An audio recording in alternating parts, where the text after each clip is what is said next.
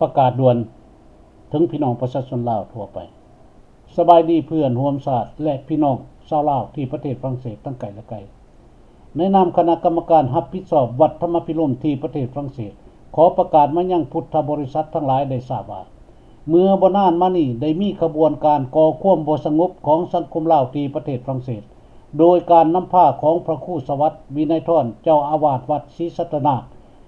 เจ้าหน้าที่สถานทูตสปป.ลาวที่ประเทศฝรั่งเศสทานสุวรรณเพชรจันเพ็งคณะสัมพันธ์คนลาวที่ประเทศฝรั่งเศสทานยาววังคาและทานจูมค่ำเรื่องวันได้ออกใบข่าวถวายผ่ามหากฐินมหาสมัคคีของประเทศฝรั่งเศสและประเทศเบลซิกไปทอดถวายที่วัดถาดหลวงประเทศสาธารณรัฐประชาธิปไตยประชาชนลาวในวันที่18เดือน11 2018โดยได้แอบอ้างเอาชื่อวัดธรรมพิรมเขาเป็นเจ้าภาพในงานครั้งนี้ดังนี้แนะนำคณะกรรมการผู้รับผิดชอบวัดธรรมพิรมที่ประเทศฝรั่งเศสขอปฏิเสธอย่างเด็ดขาดว่าพวกข้าพเจ้าบ่มีส่วนเกี่ยวข้องและบ่มีเจตนาจะจัดบุญพามหากฐินมหาสมัคคีครั้งนี้เพื่อไปทอดถวายที่สปป.ลาวดังนี้เพื่อบ่ให้ตกเลกลของฝ่ายสวยโอกาสแอบอ้างเอาชื่อวัดธรรมพิรมไปเป็นสิ่งดูดึงจิตใจชาวพุทธ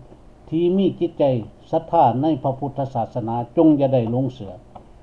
จุดประสงค์ของพวกบ่หวังดีนี้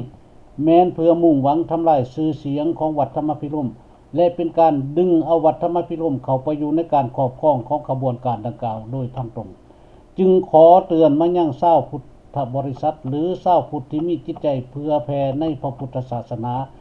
อย่าได้หลงเสือเลขกลของขบวนการสร้างความปั่นป่วนนี้ด้วย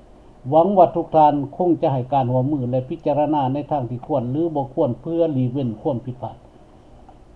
จากคณะรับผิดชอบที่วัดธรรมพิรมประเทศฝรั่งเศส